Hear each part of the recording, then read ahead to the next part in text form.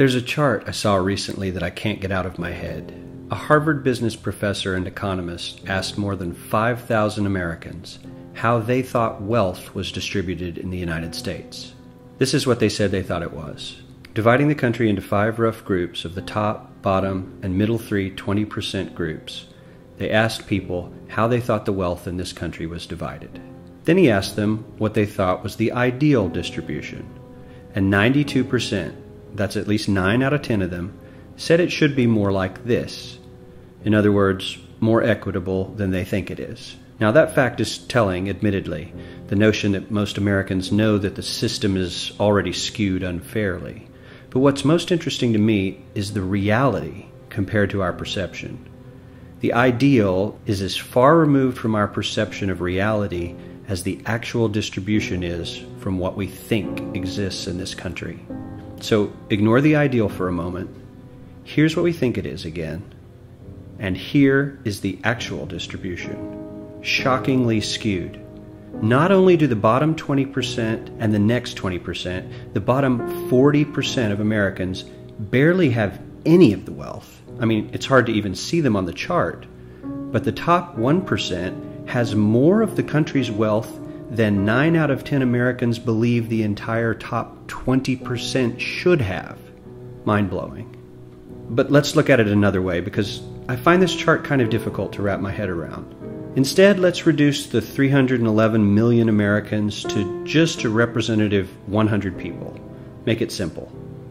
Here they are: teachers, coaches, firefighters, construction workers, engineers, doctors, lawyers, some investment bankers, a CEO, maybe a celebrity or two. Now let's line them up according to their wealth. Poorest people on the left, wealthiest on the right, just a steady row of folks based on their net worth. We'll color code them like we did before based on which 20% quintile they fall into. Now let's reduce the total wealth of the United States, which was roughly $54 trillion in 2009, to this symbolic pile of cash. And let's distribute it among our 100 Americans. Well, here's socialism, all the wealth of the country distributed equally. We all know that won't work. We need to encourage people to work and work hard to achieve that good old American dream and keep our country moving forward. So, here's that ideal we asked everyone about. Something like this curve.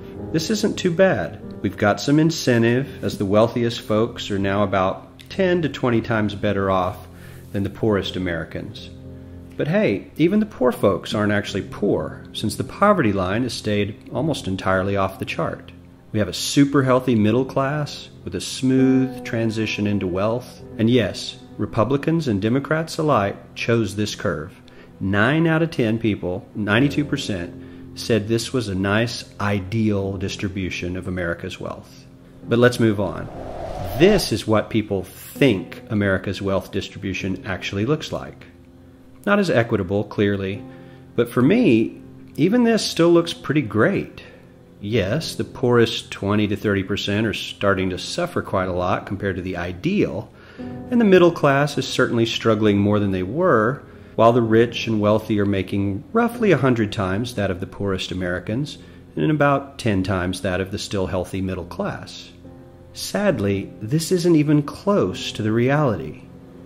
Here is the actual distribution of wealth in America. The poorest Americans don't even register. They're down to pocket change, and the middle class is barely distinguishable from the poor. In fact, even the rich between the top 10 and 20 percentile are worse off. Only the top 10% are better off. And how much better off? So much better off that the top 2 to 5% are actually off the chart at this scale.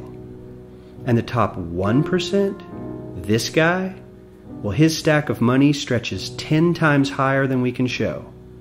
Here's his stack of cash, restacked, all by itself. This is the top 1% we've been hearing so much about.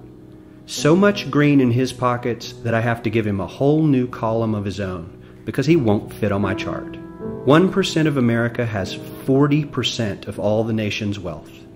The bottom 80%, 8 out of every 10 people, or 80 out of these 100, only has 7% between them. And this has only gotten worse in the last 20 to 30 years.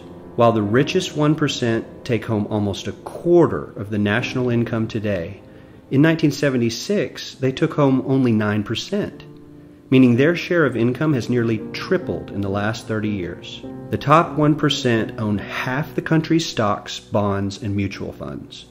The bottom 50% of Americans own only 0.5% of these investments, which means they aren't investing.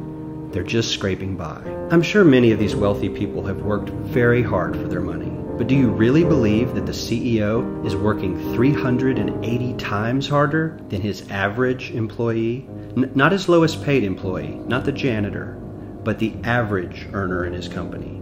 The average worker needs to work more than a month to earn what the CEO makes in 1 hour.